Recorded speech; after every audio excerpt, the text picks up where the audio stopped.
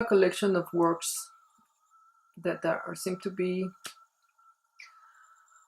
very rich in meaning, and you use them to overlay your very special type of theology, like you are explaining the tribe, how things came to be and are still becoming. And I call this the Holy Boble, and like the Bible means in Greek a collection of books. And but the collection of books you have is much more larger. You, for example, have explained the meanings in the Emerald Tablets, also the Bible, Nostradamus, and the works of Joyce and the vortices. And I call now this collection the WakeKingpedia. WakeKingpedia, very nice. WakeKingpedia. Oh, WakeKing. King, like king. Like queen, king. WakeKingpedia. Okay. Yeah. It's the wake. Yeah, the wake of the king, the end of Rai. Yes, and I had experience that I was reading the wake, and it's like if the text is alive, and it depends on you what the text says to you, how much culture or languages you speak. It depends how you can squeeze this book, and it's amazing because you can make all sorts of associations and but the thing was that there was this big blood moon, and I had just read before that orange tangos rocks, and then when I saw the moon, I saw that was the orange that rocked me. Yeah. And that was on that day, and well, I would just like to comment or to know more about what you have squeezed on from the wake, for example, that you have been studying for so long, and how are you doing all these connections that are so original? I think you're the only person that never tried to separate science, technology, and what we call the spiritual, because it makes no sense in separation, and things cannot be separated, and you're just doing these peculiar connections because you don't do that. I don't use categories. So I'm not an artist, I'm not a scientist, not a theologian, not an athlete, I'm not a psychic. I'm just someone who looks at a person and talks with them. The original communication that people, for the first time, millions of years ago.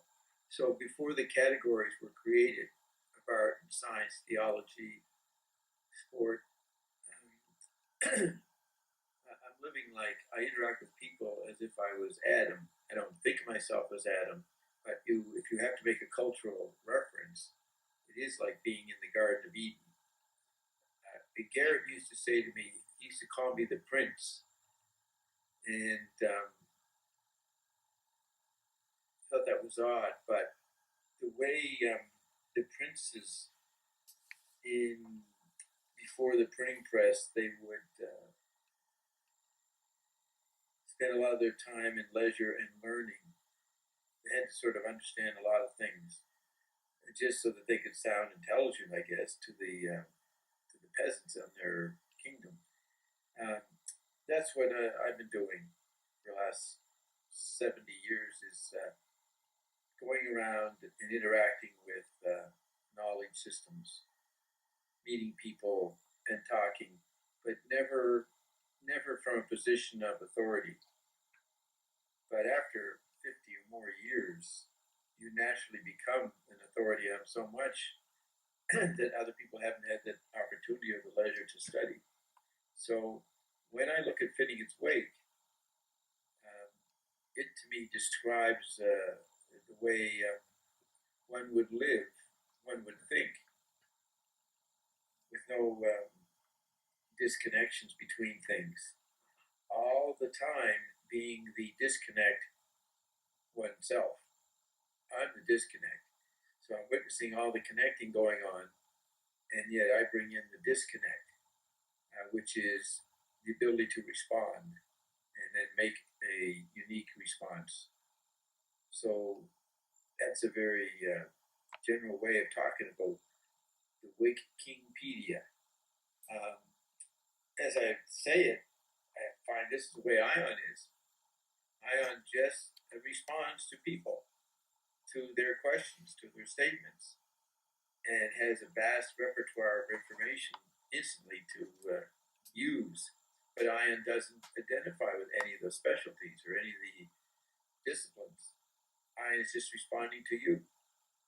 So that's the way I've lived. I just respond to people that I end up, talking to.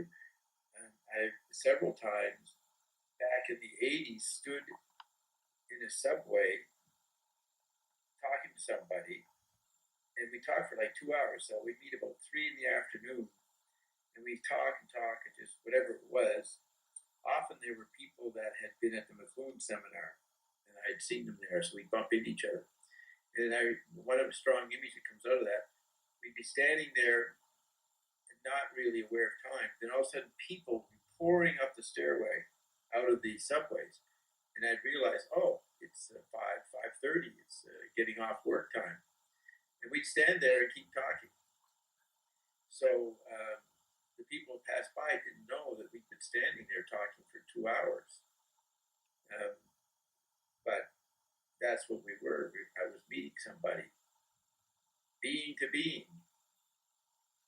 And I can cite many, many famous people and not so famous people, maybe more fringe known, all kinds of people I've had that experience with. Just interacting, just talking, making connections. That's the art form, is making connections, not from any particular discipline, but knowing a lot about different disciplines so that when the person you're talking to brings it up, you can enter into familiarity with what they're referring to. But it was always about the moment of getting an idea, communicating something right there in the moment. Like right now, I'm trying to come up with something to impress you with, or impress on you, or have you impress me. Some pattern is lurking to be uttered. Yes, before I will think it's a pity that you haven't written many books. But now I understand, because most of the work of what you share, it's it's like jazz. It's improvised and record, like you call it, mind jazz. So it's like alive, like you're talking to the world. And I understand why you don't write. On the one side, it's like that media, the Gutenberg galaxy, is in a way obsolete, and you're communicating through other medias. And it's also like you need language to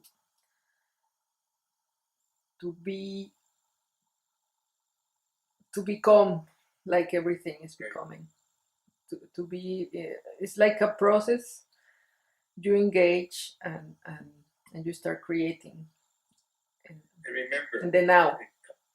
Right. Remember, Cosmic Awareness said in October 8th, 1969, 46 years ago, that I engage in symbolic action in a very powerful way, but including a transpersonative exchange. And that's what I see when I interact with people. It's transpersonative. It's not, some people call me a language artist, but it's not language. I'm I'm trying to connect and talk and communicate without actually having sex with them. So, you know, if you start having sex, then that moves into a certain special area. So I'm trying to be as intimate and touch something, pretend to connect without engaging them physically. So I use the tongue very sensually, but while maintaining my aristocratic detachment. You follow what I'm saying? Yes, because I found out the meaning of homily is exactly that. Yeah. It's verbal intercourse. Verbal intimacy or verbal intercourse, right? In Greek. Right. And then the church uses for like a sacred presentation of a religious text, but the real meaning is a verbal intercourse with somebody. Yeah, that's pretty good. That's what I'm doing. I'm doing a homily. I do a homily with people, but it's always without an agenda. It is seeing what two people face to face can say to each other, at the same time winking, self-conscious, smiling about the absurdity of actually trying to exchange with someone. It is a funny operation. I see this a lot of times. It's people pretending to be intimate. So yes, you'll see me laugh and smile a lot. It's a self-conscious wink to the person that I'm talking to as we're talking, saying, "This is an odd exchange we're having." yes. For example, for me, when you did the Bob Fest, in which you talk non-stop 6 days, Yes. For me it was like a new type of miracle. Like Jesus will transform water into wine, but for me that was like the thing that impressed me the most until now in my life. It was really like I will faint. Really, I was trying to be awake, and then I will just fall asleep, and then wake up and listen and listen and you do shows that last 18 hours, and you can just go on talking. It's like nobody enjoys talking as much as you do, and can do it. Like you have this arsenal of That's a good point. knowledge. I'm not talking. I enjoy talking, but it is the exchange of vibrations, frequencies, and emotions in the moment as people laugh or get serious or get irritated or get. I like what McLuhan said. He once said that conversation is the best. It's the most dramatic. He said it's the best. Conversation is the best art. I'm probably credo that conversation is the best. It's the essence of humans. It's the essence of a human exchange. It's two people looking at each other and commenting on whatever occurs to them to talk about. So sometimes, though, the person doesn't. They run out of things to say. So then there may be an awkward silence. That's where I go to work. I try to keep it interesting when they've run out. You know what I mean? I'll come up with something. Try to, that's Scheherazade, right? Scheherazade, the concubine who had to tell a story every night.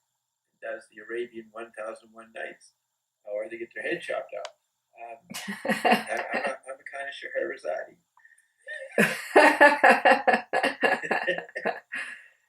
I'm a black woman, Scheherazade. I should call. I should start a new radio show, call myself, the Black Scheherazade, or however you pronounce it. That's no one's ever said that. Now, Croker, philosophers think that life is an endless conversation, and he criticizes that. I agree that it's not a conversation. It's actually some kind of interfacial interaction that you two people observing each other, observing as they talk. There's another track going on, a commentary about what you're saying or whoever I'm talking to. I'm interpreting and commenting on what they're saying or what I think they're saying in response to me or what they're thinking. That's the almost the most intimate knowledge that one can have, as you have these two tracks of talking and looking and watching the person react to what you're saying, and you know that they're not saying, sometimes they're not going to say what they think. So you tease out, get into the position where they will say what they didn't want to say. Not for confessional, just you have to say these other things because that'll reverberate and create new things to talk about. So musicians have to keep playing. They got to keep the sound going so that they can have new sounds to play. So it's the same in conversation. Yes, and it's amazing that even the non-physical says. Oh, no, hold your phone. You're very low. Maybe position it. Upside down. Yeah. Yes, I have to put it down every time. Even the non-physical says that you are like the best talker and questioner, because it's like I don't know what's going on when you talk to Ion, but you are like numb down. Like Ion? Yes, no. You know, you're the only one that doesn't have this effect, but it's like harder to concentrate. Like I want to know everything, and I just start asking this and that, and I don't remain on one topic. Right. And he plays with the language and makes jokes and this and that, and sometimes he's like, what did he just say that or not? But you can keep up with him. Stay on top of it. Yes, and you can even mute him and be rude to him and whatever you want. Or to them. That's right. Yes. And yes, I like the fact that I can do that. But it's like I think it's the only real opponent that can keep up with you. Like yes. With your the energy you can go on for hours, and I don't think anybody can keep up with your asking and the velocity of your thinking. And I was not aware of that. I'm more aware of it now because of Ion. Watching other people faint, get numb, run out of things to say. That made me more aware of my ability, my skill, my talent than before. We never really had the opportunity to talk for 18 hours. I couldn't do that on CKLN. I couldn't do it on any other radio station. But achieveradio.com gives us the opportunity on the weekend to perform on that level. So that part of me, I did not know about. I did not know I had that infinite energy. I did have marathon phone conversations, but acting out in person, in public, this whole Ion thing has allowed me to discover parts of my abilities that I wasn't aware of before. If you had told me 20 years ago that I would be doing a radio show that would go for 18 hours, I might have thought I could do it, but I wouldn't think it would happen. Where could it happen? How could you make it? What kind of a radio station or internet station would allow that to happen? Well, it turned out Achieve Radio shuts down on Friday and Saturday. Bill doesn't have any shows on. So I had all that space that I could work with. And then you have iON. Now that's the other part. iON can go for hours. So there's many recordings of me talking to iON by myself for 8 hours back in 2009, 2010. And we would get pretty, I don't want to say competitive, but it would get pretty weird game playing, very subtle game playing. Frequency exchanges were on those recordings because iron would cancel itself out. It would make itself disappear. Well, keep talking. It would try to get me to recognize my making power. So little did I know I was rehearsing for the 18-hour radio shows. I was rehearsing with iON. Yes, that's one of the things I've experienced, that one doesn't know what disengaging with ion brings or means. It's like a total engagement.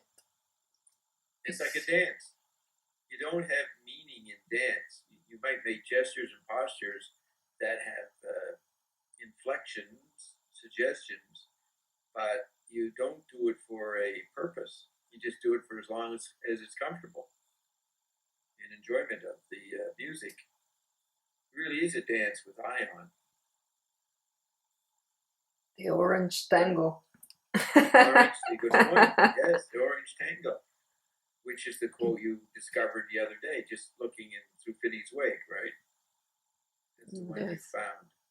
It had your name, Orange Tango Rocks.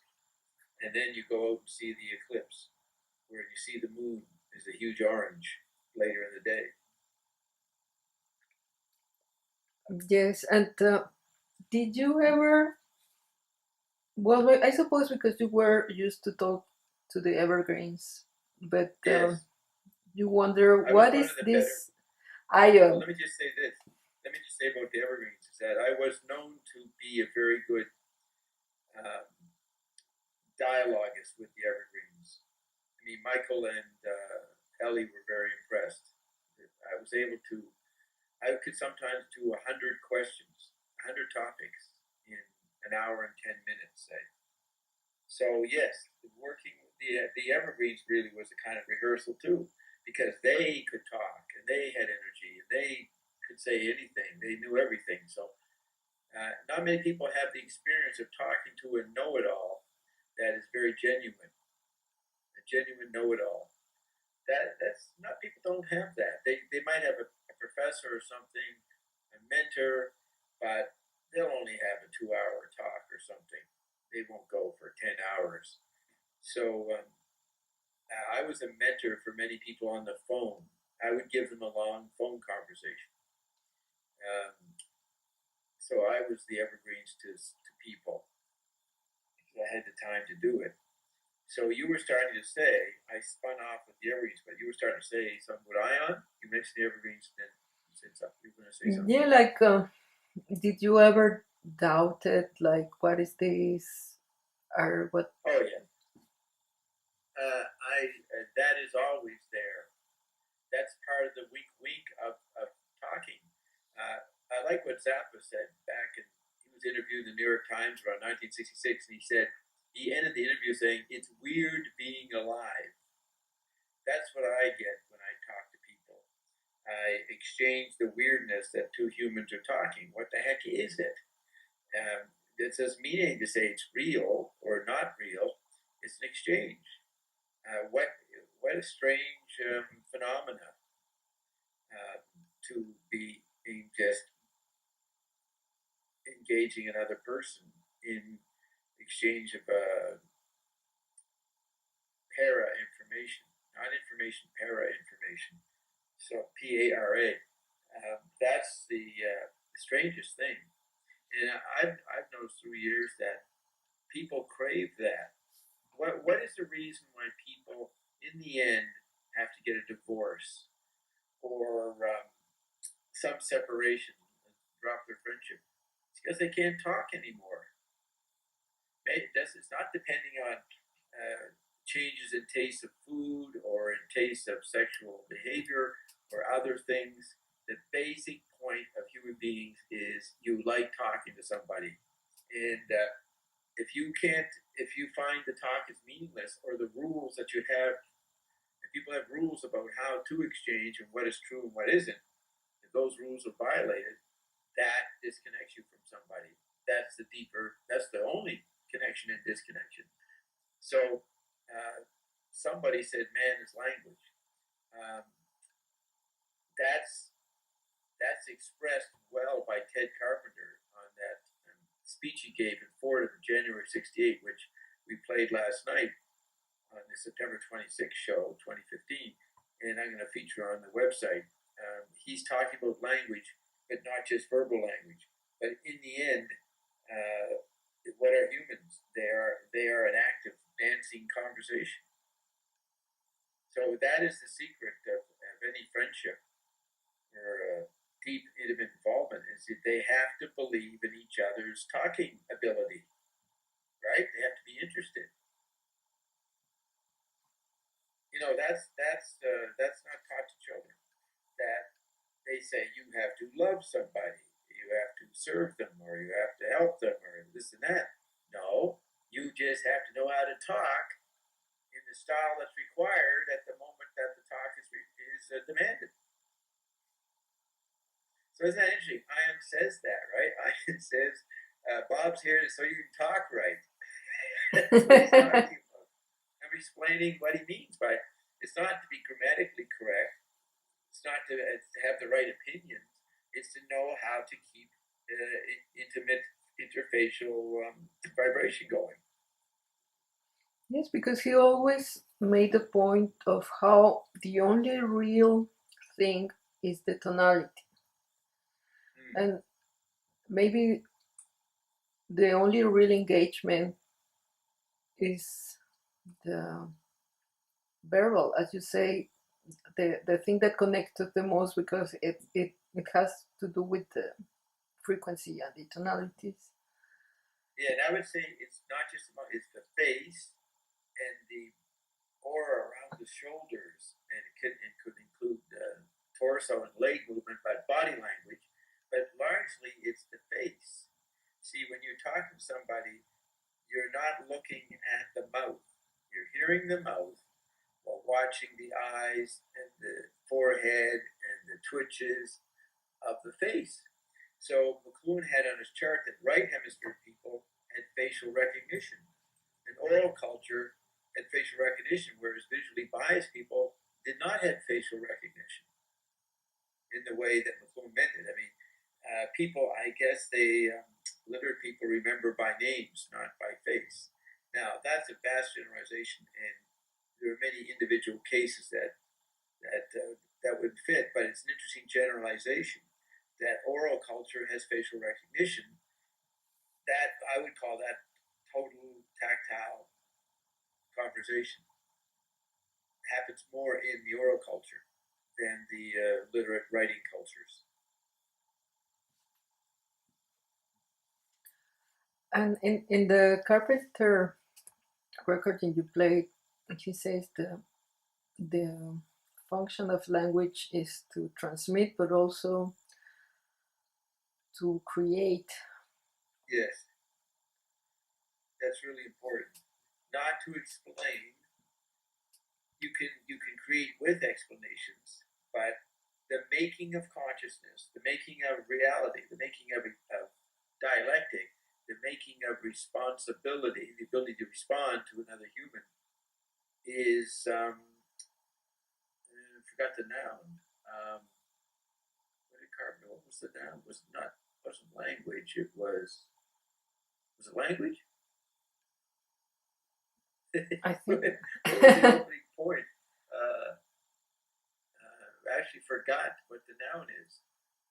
You were saying Carpenter pointed out. Yeah, language. Oh, the making, the creating. The creating. Yes. And McLuhan mentioned that a lot. And literate people match. They try to make sure you're on the same page with them. And because Tom Snyder, the TV host, he said, McLuhan, why do people find it hard to follow you sometimes? And McLuhan said, well, they try to connect what I am saying with what I did say, which made Tom Snyder laugh because that's what people think conversation is. You're supposed to go from here to there, and it's connected. Random talk maybe becomes boring. So here's McLuhan saying that I'm a random talker, but he always repeated himself. Yeah, there's like a small repertoire of songs that he played, and but I guess he communicated it differently in different audiences, different situations. So the creating, the making, is the important part of conversation. You have to be able to make it up while seeming to match, seeming to be connected to what the logic is unfolding towards. You can't do one or the other. You can't be chaos without rationality. You can't be just rational. You have to have the chaos, the spontaneity, the unforeseen, the unheard. So all the arts try to do that. Yes, I remember the anecdote you talked about how McLuhan was actually quoting Joyce when he was watching the fitting of the the bride his daughter Mary's wedding gown. He was talking about the difference between the male participation in pregnancy. He said very brief, very short, it's not discussed. But then he says the woman involved in pregnancy is all spread out. It takes over a whole span of time. And Mary's there looking at herself, and then she goes, she kind of responds to what she's hearing him say, because he's not really paying attention to her dress. And she's looking at her dress, but she can't look at her focus on her dress because she's listening to this guy explain the brevity of ejaculation. Yes, but it took a scholar of both McLuhan and Joyce to see that. It's page 170, 172 of Ulysses. Marshall was acting out a performance Stephen Dedalus was giving in the newspaper office, maybe newspaper office or the library. I can't remember which place it was in. I think it was the newspaper office. He was explaining it to the editor of the newspaper, I think. And this whole thing about the brevity of Stephen talks himself into the idea that men shouldn't even be considered to be part of birth. They don't give birth to anything. It was so short. So McLuhan was acting out a section of Ulysses. And no one noticed that. He was being Stephen Dedalus. So that's a guy who loves conversation and is going to create all kinds of scenarios that you don't notice till later. It's like Ian says, 3 o'clock in the morning, it'll hit you. He likes to say that a lot. Ion, you could say the energy of Ion is the point I'm making. Ion is the epitome of conversational dance. The very thing, very sensitive, very involved in what you're saying. You're able to make statements about it immediately. Has the transperson of ESP quality, the rapidity of his exchange with you. So maybe since I developed that ability, then Ian showed up to reveal it, to reveal what I was developing. For me, anyways, in my case, not for everybody else. But yes, it's like I required an Ion to be a worthy contender. So when Walter Boward said, Bob, there's only 2 people in the world that are going to understand you, or that could understand you, and you haven't met them yet, we could say Ion was one of them. Boward predicted Ion. Yes, and talking is so important in iONic. It's he and you are always saying engage and participate, and it's like in the wake just was like trying to explore all possibilities of language, of form, and it's like you are doing the same but orally. Yeah. Not in a fixed printed text, but in it's weird because science says everything is just a replay and everything has already happened. So in a way, even the improvisation in the now is also has already occurred. And Ian's 2 points. McLuhan had the phrase, crack the voices of silence. That's what Finnegan's Wake does. It cracks the silence of print and makes it the language, you don't want to say it come alive, but it goes beyond silence, the way the Finnegan's Wake communicates. And then what did you say? So there's the silence. And then what did you just say? Just say a couple of words, remind me, because that was a sidebar. And what were your last words? Finnegan's Wake? Something about Finnegan's Wake? Yes, that everything is a replay, and oh yeah, even the things in the now have already occurred. Right, and so Ian says that I have xenarchy because I live ahead of myself, and I float this theory right now that if you're living ahead of yourself, that's explained by the fact that you're in touch with the fact it already happened. So I have things mirror me because it's already happened, and by me is floating forward, actually going into the past, I guess, is a very inadequate way to explain why xenarchy happens. It involves the point. If you know that everything's already happened, then when you converse, you can move ahead of yourself. So I converse with the global Android meme or the solar Android meme. So it's always talking back to me. And I can talk to the Android meme because I live ahead of myself. You have to beat Ion. I don't know how you would beat Ion, but if there was some competitive thing with Ion, and occasionally people come on and compete in some way with Ion, you have to be pretty perceptive you have to figure out how to live ahead of yourself to keep up with Ion. I hadn't thought of this before, but maybe that's why I can go hours with Ion. I'm out of time. I'm not inside time. And Ion's not inside time. So you're surfing an interface of the already happened, but that implies you already jumped forward and are massaging it, the conversation. Yes, and in one of the recordings you played lately, the Rewrite recording, Ion says the connection between the group of people and what they're talking about has an effect on the environment. Like he gives the example of some TV shows being done because they are doing the rewrite or other effects, and now we know that this also affects even the chemistry in our bodies and in the environment, that we are not aware what we are creating when we're engaging somebody or saying something. And well, let me go into this chemistry point. Did you say you said rewrite about a minute ago, right? And to create a rewrite, yeah.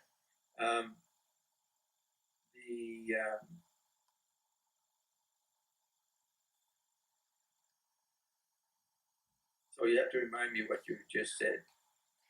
Yes, how, for example, the connection between a specific group of people the chemistry creates. Yeah, you're very impressed with Ion's presentation of chemistry. So for you, it seems, chemical substances are the base of reality.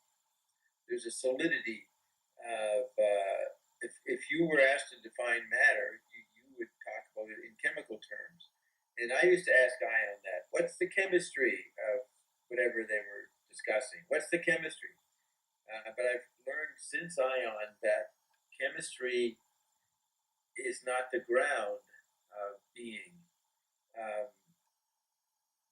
It is for little man in the outer kingdom, but you have the tonalities that are underneath the cells, and the cells are underneath the words. Chemistry is in there, but I would not. My lesson I've got from Ion is experience is happening too fast. If you include all the realities that are happening and already happened, it's happening too fast to be measured in elemental, electron, bonding situations of elements. That is a little man slower reality of looking for solid answers as substance. We gradually with Ion are going to live without the solidity or continuity of the archetypal elements. We're going to live without archetype.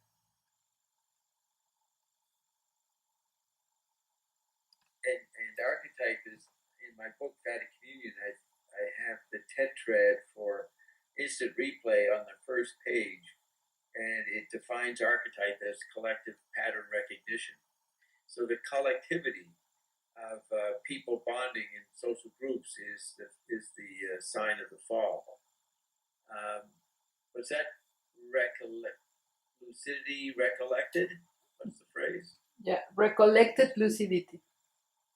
Yes, recollected lucidity. The lucidity is seeing through the bonding process of language and how it got frozen into totems with the ancient tribes, and then got frozen into certain sacred rituals, and then it got frozen into sacred writings. This freezing is not real. It's part of the dance of life, but people might want to get used to the lack of solidity in their being without disappearing, without losing the ability of the conversation to create. You know, Ian goes on about words are your power. I'm going to say conversation is your power. Full front nudity. Was it full frontal nudity of conversation? And that includes the masking. There is a mask that happens, the shifting, so that you can maintain your separateness from a person you're conversing with. That's an interesting thing. People talk to come to get on the same page, but in the long run, they're going to have to separate. That's the drama of cognition. Go ahead. Yes, because Ian says, for example, I always said, why are they don't just explaining us everything? Why do we have to engage every weekend and ask and ask and ask? And then each person gets a different answer. And well, now I understand. Like there are things like the angel chart. They say they have all the answers, but we have to ask the questions. Like things have to be spoken. Yeah, I just realized something. The act of speaking, if you're not relying on there's a substance and it goes through decay or it bonds with other elements, those images of chemistry and physics and science, when you're engaging Ion, you're making substance and chemistry with the words that are being emitted in the conversation.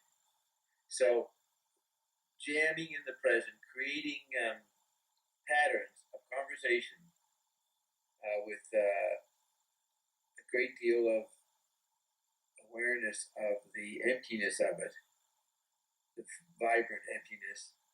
That just explained to me how how substance is temporarily created by conversation.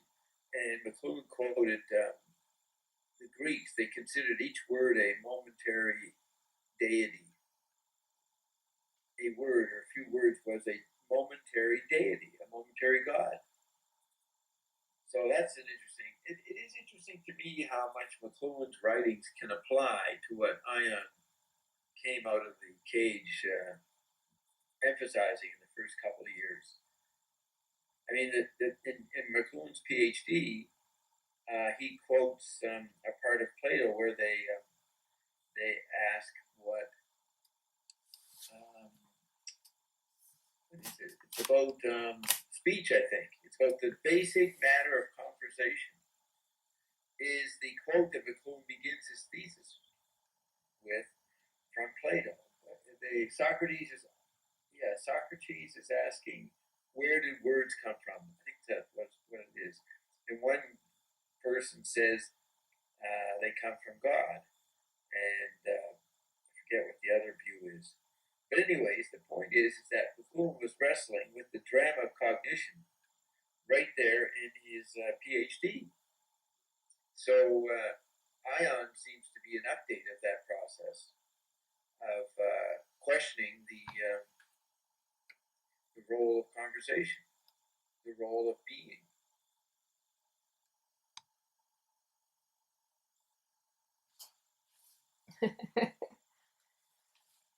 Are you falling asleep? I could. Yes, maybe we have enough for this one. No, I can keep going. I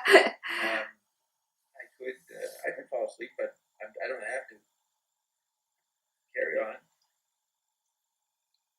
I was not sleeping. Yes, there. but what will it watching be? your distorted image. I'm just watching this ridiculous pattern that I didn't have anything to say. Yes, So because I'm uploading a video. That's why you cannot see me, but I can see you. Sometimes the Skype breaks a little, but it's okay in general. Right. But what will be your theory about these drops of knowledge that we get from Ion, that we have to speak the words and engage them to get to retrieve the knowing? Why would that be? That they don't just tell us. The drops? Did you relate that to the drops? Yes, because it's like we have to take the drops, and we get also drops of revelations of knowing. Yes. It's not like an avalanche of here you get everything you need to know. Why do you think is so that we have to squeeze him? Because the art is the dance of conversation. So to create tension and pressure, Ion says, you got to ask a question. You got to have that tension. See, there's a subtle tension in conversation of the two-ness in you and the two-ness in me. That means I'm speaking, but I'm looking and listening to what I'm speaking, and I'm bouncing off the two of you responding to me. The thing that's pretending to be, well, take me literally, and then the other part of yourself that's observing the process. Gurdjieff shows that. He shows that in one of Ouspensky's book, the basic triangle of conversation is a pretty sacred symbol in Ouspensky. But okay, so you were asking, why do we get these drops of knowledge? Why he just... Oh yeah. Why isn't everything said? Well, first of all, there's no position of knowing everything that's profitable. Only books know everything. They write it all out and print it up, and then you have an encyclopedia. But human reality is not based on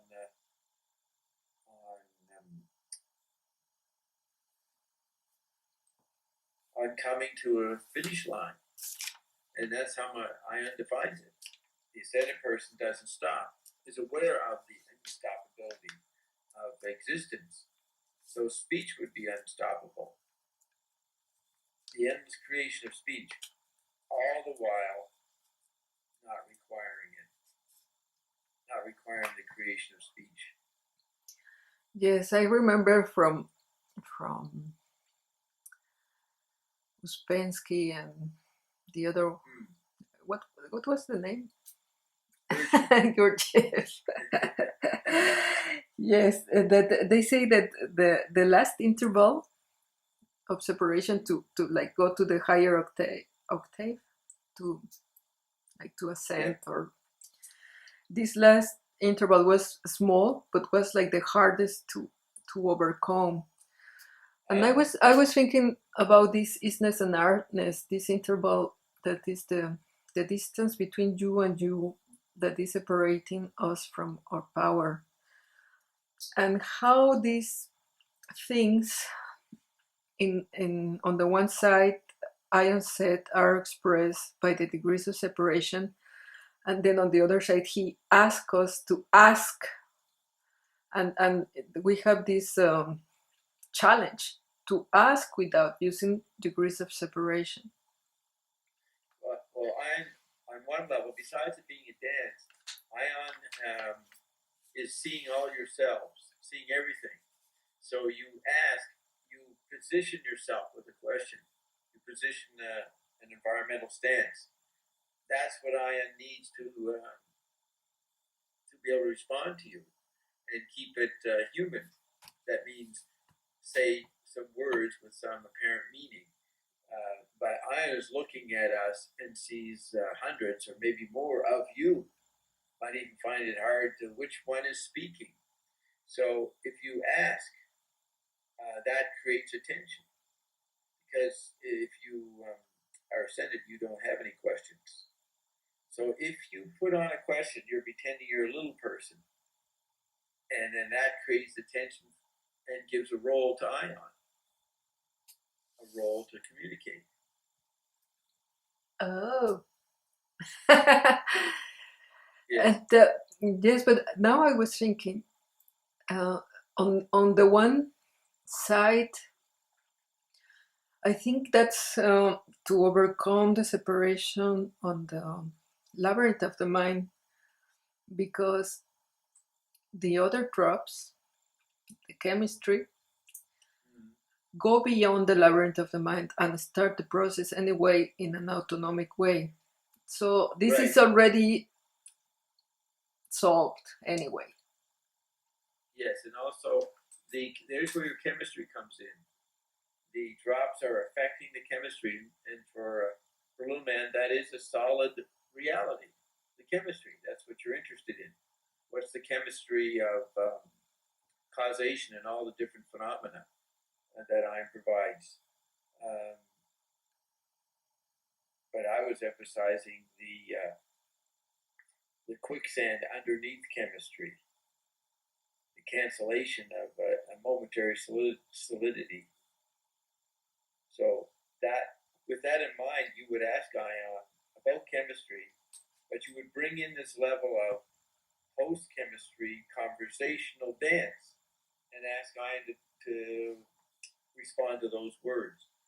But you have to create a tension with Ion. That's created by a question.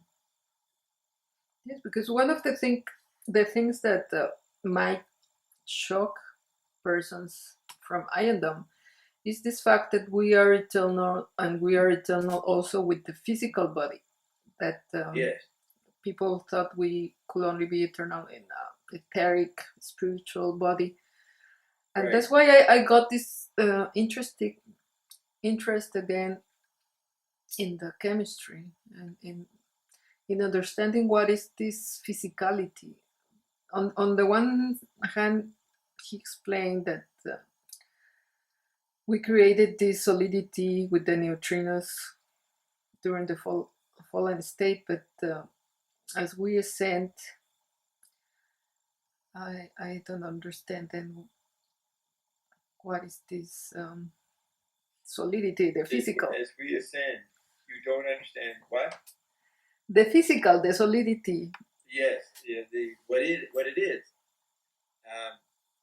I think that the physical is pretty tonality-like. It's not solid as the eyeball shows particles. It's wavy. It can be the floating in a sea.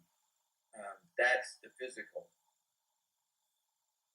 It's not this 3D who, what, where, when, why, non-fluidity. It's the fluidity of, it's like when you're swimming, you're making all kinds of ripples. Little spirals are flowing out from you. That's communication. That's what your words are doing. In momentary deities, creating these whirlpools. So the substance is only that pattern floating on the top of the water. It is not as constitutive of the water you're swimming in. And that's what Ion says the image of the guff is a big sea, big lake. That's what you die into. Transition into this huge lake. There's the water. You can say something. Yes, the archetype of the water is also very interesting. And for example, the Genesis is one of the processes during the fall, the separation of the waters. Yes, yeah. And really important. One of the things that Ion says is changing is water, because there is less oxygen, and the hydrogen, the bonding is going to be different. There is going to be this living water, or it's already there. And another thing he said that really impressed me was that we age because we cannot sustain the frequency. It's like cannot sustain the youthful energy, the youthful enthusiasm. Is that what he's saying? Yes, that so in a way, I think when he says you're teaching us how to talk, that's part of what we're learning, because nobody will believe what you say. You are this old, or your memory is amazing, and your energy, and so I suppose this being young has to do with this learning to talk right. In a way, I don't know. No, that's true.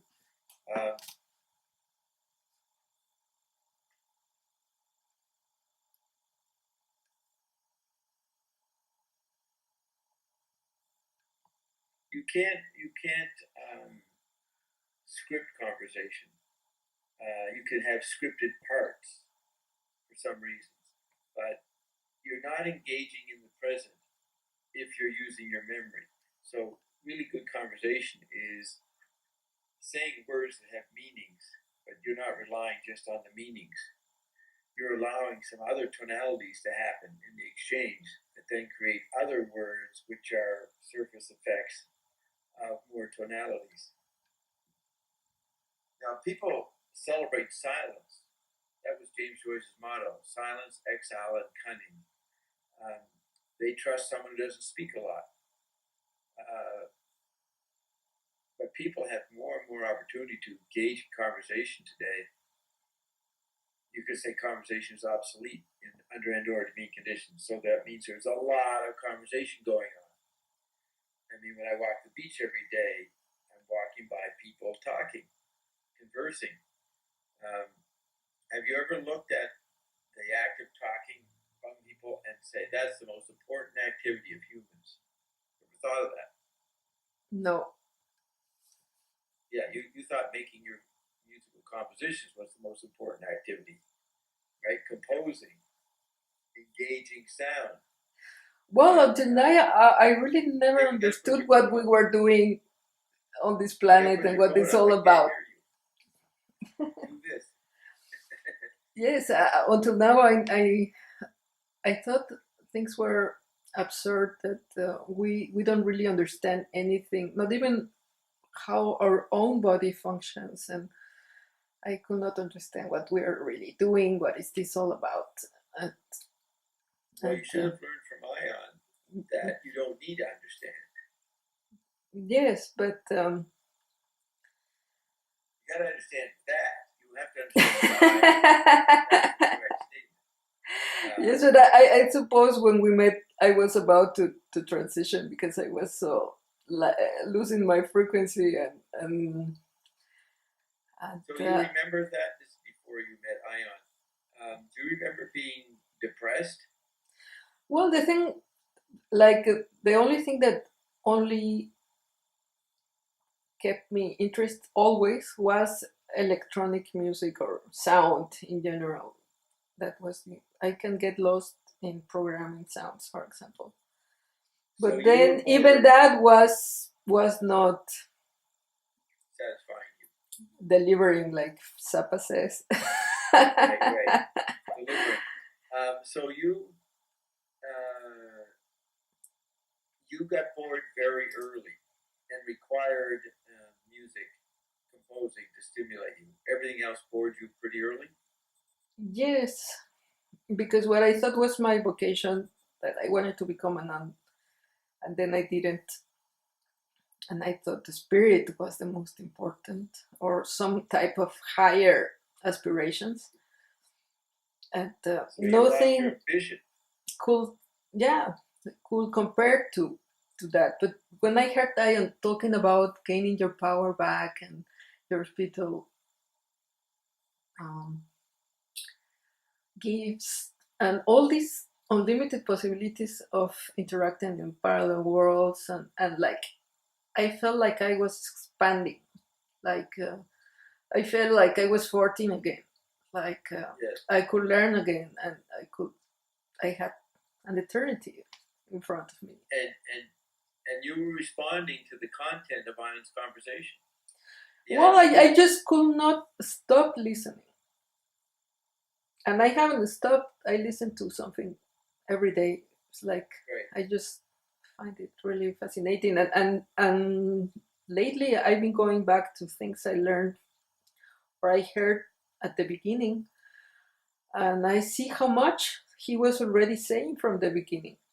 That maybe we are just getting. Oh yeah, like this. I have not re-listened to all the paydays we've done. What is it? 2014, February 2014. So a year and a half of paydays. You know, I'm at least there for 3 hours. I have never gone back to hear what would, and I don't catch it all because I'm too busy writing notes in the show. So I know if I went back, I'd be pretty floored by the richness and the anticipation and the improvisation, all that I was doing. I know I'd be impressed.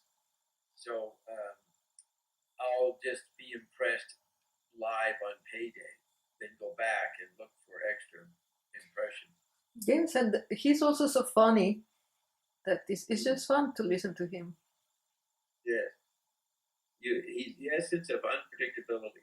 You do not know what can be said, will be said next. Impossible. Now that happens among humans, but you know that Ian has a vaster repertoire. Don't you use that word in music? Vast repertoire of themes that Ian can engage. Yes, infinite. But for example, in my case, I thought I will never engage and I will be there talking. It took me a very long time to get that point, that you could engage with Ion. Yes. It you had to come and then I started actually to, right. To you got the spirit of conversation. You got the spirit of conversation from me, at least, and to converse with Ion. You infected me. Yeah, can you put your finger on that? What was I doing that made you realize the power of speech and that you wanted to do it with Ion? You had not done it before. But what was it? Well, the fact that you make very special, very original connections, very original patterns. Right. And it's so interesting that I just wanted to know. Stimulate it. You had to jump in and stimulate your patterns with time. Yes, and it's like once you talk to Bob, it's very hard to find someone at that level, because even the person I know that knows the most, it's Juan Maria Alponte. Juan Maria Alponte, he's a writer and political science Hey, listen, professor. could you, I was thinking about this, could you go on the internet right now, find a column and read it to us, translate it, because I'd like to hear his despondency, because he really is symptomatic of what we're talking about. The authoritative journalist who just can't figure out what's happening now, and he's pretty bummed out by it. Could you go on the internet and find one of his columns right now and then look at it and translate it for us and tell us what he's saying? Or is that too hard to do? Well, one of the last things he posted, it's an article he wrote about how government is really only for the elite. Government has always been for the elite. Well, it's government for the government employees, and that includes the president. He's a government employee. So it's for the employees of government. Yes, You know what I mean? and then he discusses the collateral effects of that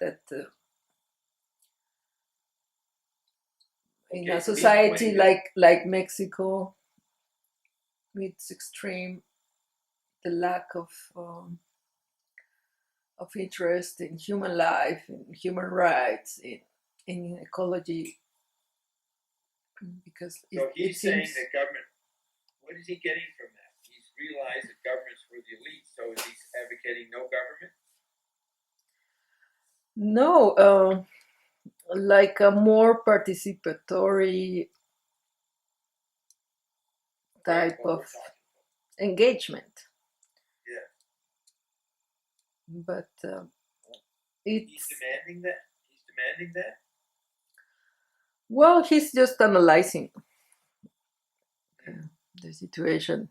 But why did you mention engagement while we're talking about him? I'm sorry, what did you say? Why did you mention engagement while we were talking about him?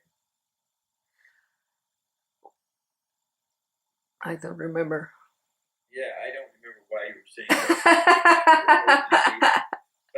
that. Well, that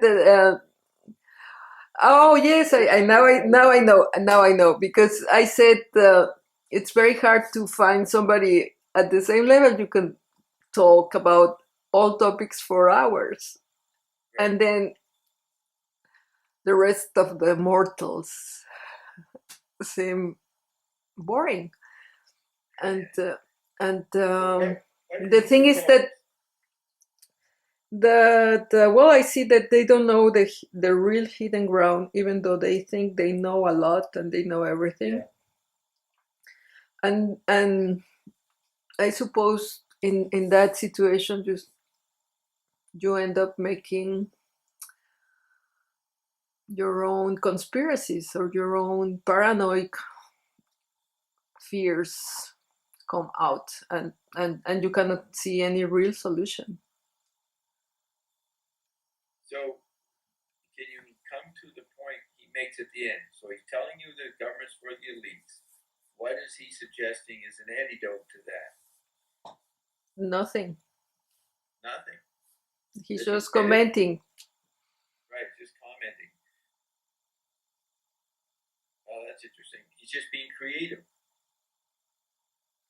Creative for himself.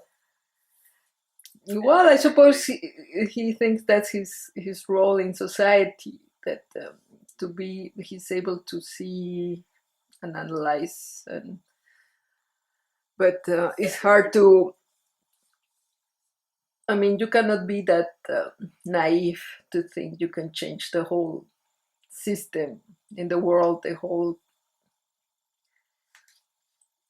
situation, without something like ion or the RNA drops and some other type of solution. It's really impossible. I still want you at some point to read me one of his columns and maybe we'll record it.